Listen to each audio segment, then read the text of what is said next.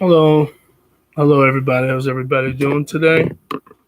On this day, September 19th, 2024. I want to say hello. Hope everybody's blessed.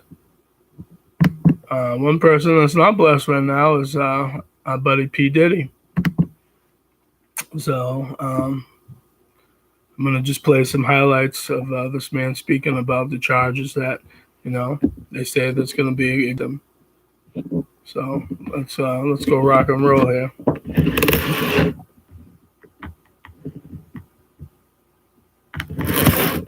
Everyone, my name is Damian Williams, and I'm the U.S. Attorney here in the Southern District of New York. Today I'm announcing the unsealing of a 3-count indictment, charging Sean Combs with racketeering conspiracy, sex trafficking, interstate transportation for prostitution. The indictment alleges that between at least 2008 and the present, Combs abused, threatened, and coerced victims to fulfill his sexual desires, protect his reputation, and conceal his conduct. As alleged in the indictment, to carry out this conduct, Sean Combs led and participated in a racketeering conspiracy that used the business empire he controlled to carry out criminal activity, including sex trafficking, forced labor, kidnapping, arson, bribery, and the obstruction of justice. Let me say a little bit more about the charges. The indictment alleges that Combs abused and exploited women and other people for years, and in a variety of ways. As alleged, Combs used force, threats of force, and coercion to cause victims to engage in extended sexual performances with male commercial sex workers, some of whom he transported or caused to be transported over state lines. Combs allegedly planned and controlled the sex performances, which he called freak-offs, and he often electronically recorded them.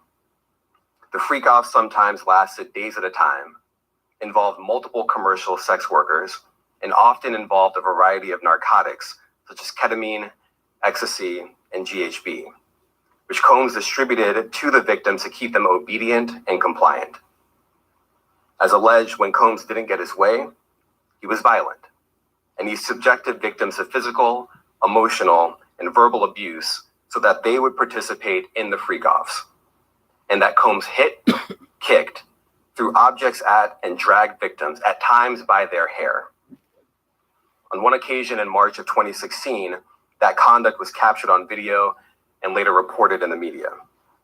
Specifically, Combs kicked, dragged, and threw a vase at a victim in a Los Angeles hotel when the victim was attempting to flee. As alleged, these assaults often resulted in injuries to the victims, which took days or weeks to heal. In addition to the violence, the indictment alleges that Combs threatened and coerced victims to get them to participate in the freak-offs. He used the embarrassing and sensitive recordings he made of the freak-offs as collateral against the victims. And the indictment alleges that he maintained control over the victims in several ways, including by giving them drugs, by giving and threatening to take away financial support or housing, by promising them career opportunities, by monitoring their whereabouts, and even by dictating their physical appearance. Because of all of this, the indictment alleges that the victims did not believe they could refuse Combs without risking their security or facing more abuse. The indictment also alleges other acts of violence undertaken by Combs and others, including violence against witnesses to his abuse, kidnapping, and arson. The indictment alleges that on more than one occasion, Combs carried or brandished firearms to intimidate and threaten victims and witnesses. Now, Combs did not do this all on his own. As I mentioned, Combs has been charged with RICO conspiracy. He used his business and employees of that business and other close associates to get his way. Those individuals allegedly included high-ranking supervisors in the business, personal assistants, security staff, and household staff. The indictment alleges that those individuals facilitated the freak-offs. They booked the hotel rooms and stocked them with the supplies, including drugs, baby oil, personal lubricant, extra linens, and lighting. When the hotel rooms got damaged, they helped clean it up. They arranged for victims and commercial sex workers to travel for the freak-offs, and they delivered large quantities of cash to Combs to pay for the commercial sex workers. The indictment also alleges that they helped Combs cover up his crimes. During the March 2016 incident at the LA hotel that I mentioned earlier, a member of the hotel security staff intervened, and Combs attempted to bribe the staff member with a stack of cash to make sure that what happened was kept quiet. And as the indictment alleges, in late 2023, after public allegations were made about Combs' crimes, he and others pressured witnesses and victims to stay silent, including by making phone calls to witnesses and victims and giving them a false narrative of what they had experienced. And as alleged, Combs used others to help conceal his abuse by monitoring and preventing victims from leaving a location in order to hide their injuries, or by locating and contacting a victim who had attempted to flee. As part of this investigation, in March of this year, special agents from HSI executed search warrants at Combs' residences in Miami and Los Angeles. They also executed a warrant for Combs' electronic devices.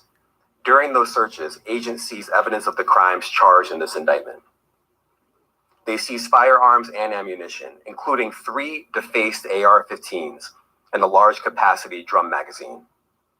They also seized evidence of the freak-offs, electronic devices that contain images and videos of the freak-offs with multiple victims. And they seized cases and cases of the kinds of personal lubricant and baby oil that Combs' staff allegedly used to stock hotel rooms for the freak-offs, more than 1,000 bottles altogether.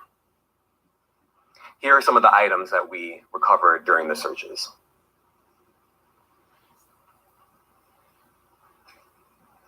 As you can see here, this is a drum magazine, large capacity, and it contains, I believe, 59 rounds. I mentioned as well, we recovered 3 AR-15s. This is a close-up shot of one of the AR-15s, and you can see right here, the serial number has been thoroughly defaced. Another picture of more ammunition and parts of 2 AR-15s right there. Now, I want to be clear about 2 things. First, this office is determined to investigate and prosecute anyone who engages in sex trafficking, no matter how powerful or wealthy or famous you may be. No one should doubt our commitment on that. A year ago, Sean Combs stood in Times Square and was handed a key to New York City. Today, he's been indicted and will face justice in the Southern District of New York. Second, we are not done. This investigation is ongoing, and I encourage anyone with information about this case to come forward and to do it quickly. Anyone with information can call 1-877-4-HSI-TIP. I want to express my deep appreciation for the victims and witnesses who have used their voices and helped bring this criminal conduct to light. We would not be here without them. I also want to thank the dedicated case agents on the HSI Trafficking in Person Squad in New York. They have been with us since day one and have worked tirelessly on this investigation. They will continue to be invaluable partners to us. I also want to thank the incredible agents and analysts from SCNY who have also provided tremendous assistance on this case. I'm deeply grateful for their continued work. And finally, I want to thank the outstanding career prosecutors from SCNY who are handling this case. Meredith Foster, Emily Johnson, Chrissy Slavic, Madison Smizer, and Mitzi Steiner, and their supervisors, Jamie Backleeper and Jacqueline Kelly. They are members of the Civil Rights Unit in our criminal division. We created the Civil Rights Unit when I became U.S. Attorney.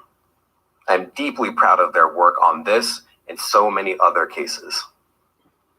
I'll now take some questions. Eric Katursky, ABC. Thanks, Nick. Damian, thanks. The indictment describes aggressive, open, violent, hedonistic abuse that you say was recurrent and widely known. Why did it take law enforcement so long to intervene? How many women were victimized by Sean Combs and how many others were involved? Look, our investigation is ongoing. We are committed to bringing justice to everyone who's been victimized by the defendant. I can't tell you why it took so long. I think the better focus is on the fact that we are here today. And we are committed to making sure that justice is done. Next question. Thank you. Julia Ainsley, NBC. Thank you for doing this. You said we are not done and that Combs did not do this alone. Do you foresee that there could be other charges related to this case? I'm not taking anything off the table. Janet Fisher, Newsday. What's the difference between the sex trafficking and promoting travel for the purpose of prostitution? Well, there are different crimes with different elements. I don't think we should get into the nitty-gritty of the legal discussion right now, but the sex trafficking, we believe, they're all serious offenses, but the sex trafficking conduct carries some significant penalties, and we are gratified that we were able to bring that charge. One more coercive than the other? I'm not going to be able to get into that, but you can look it up, and yes, sex trafficking, especially when it involves coercion or force, is a very serious crime, and it carries significant penalties. Good afternoon, Darla Miles, ABC7 New York. Thank you for this press conference and for the details. 2 questions. In context of this indictment and the information that was presented to the grand jury, are you able to clarify the number of victims? It's mentioned plural in the indictment, but can you specify the number of victims just for this particular indictment? And secondly, can you provide details about the alleged arson? Unfortunately, I'm not able to provide either. The number of victims, you are correct. We are intentional in saying multiple. The details of the arson incident are limited to what we have in the indictment and also the detention letter that we filed, which contains more details than the indictment does at various points. But we don't have anything more beyond that. Next question. Lynn Tran, CNN. Are any of his accomplices or associates under investigation? And additionally, could he face any more charges? So the investigation is ongoing. That means both as to him and to anyone else who we believe committed the crime with him. Next question. Juliette Papa. Hi, good morning from 1010 Wins. Any indication that some of the women or victims here were imprisoned in his residences, and did he have locations where he kept them, and they were not allowed to leave? And also, he's indicted here, although there were searches and raids in LA, Miami. Why in New York? Well, I'm biased. I'm the U.S. Attorney in the Southern District of New York. I think that we have an outstanding track record of bringing some of the most impactful, sprawling, complex, difficult sex trafficking, human trafficking, labor trafficking, you name it. The Southern District of New York can do it, and so we're very proud of that. And so the scope and complexity of this investigation isn't something that we ran from. It's something that we embrace, and we will continue to do that. As to your question about whether he imprisoned anyone, all I can say is that, I mentioned this March 2016 incident where something was caught on video where a victim was attempting to flee, and there was violence that was associated with it.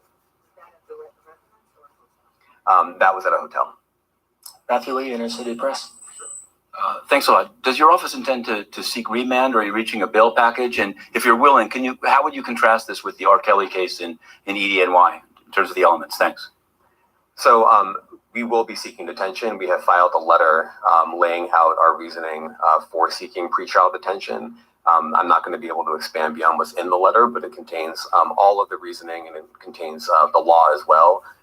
There is a presumption of detention in a case like this, and we think that's warranted. John Anise, New York Daily. I'm not going to get into all that. That's crazy.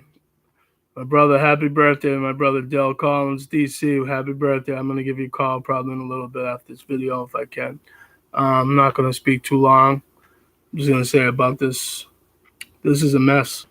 P. Diddy, why would you do this? You know what I'm saying? Why would you and your people do this? That's the question you got to ask yourselves. Why? Why would you have this type of behavior, treat people a certain way, cover up your tracks? Why would you do that? Why would you? And look at this. See, here's the thing that people don't understand, human beings. This is how stupid we are. When we do the devil's work, you lose. You're going to burn in hell, period. Bottom line in the story, not unless you don't repent to the Father, God, and you repent to Jesus Christ. People don't understand that. Don't pretend to be a Christian and then you lie and you do stuff like this, and you have all these type of people around you that are just devils. So again, I hope he gets arrested, and I hope he goes to prison. I hope everybody that is involved, that has been involved, all the celebrities, because again, you can do everything behind closed doors, and people like us won't see it. But you know what? You have to answer to God, like we all have to answer to God at the end of the day. So people don't have to like this, what I'm saying, or you don't have to like what this man in the video was saying, whatever. You don't have to. At the end of the day, people today want to be selfish. They want to be devils. Go right ahead and do what you want to do. But there's a God out there. So you could keep being as devilish, sneaky, conniving, arrogant, ignorant as what you want. At the end of the day, people are going to do whatever they want to do, and that's fine. So I'm going to say this, I hope whoever, that's been involved in this situation, I hope, they all go down. I hope if it's celebrities that we know, I hope they go down too. Because at the end of the day, these people are wicked. Okay, so it's like, and you know what I mean? And I'm going to say this, at the end of the day, they're going to get theirs.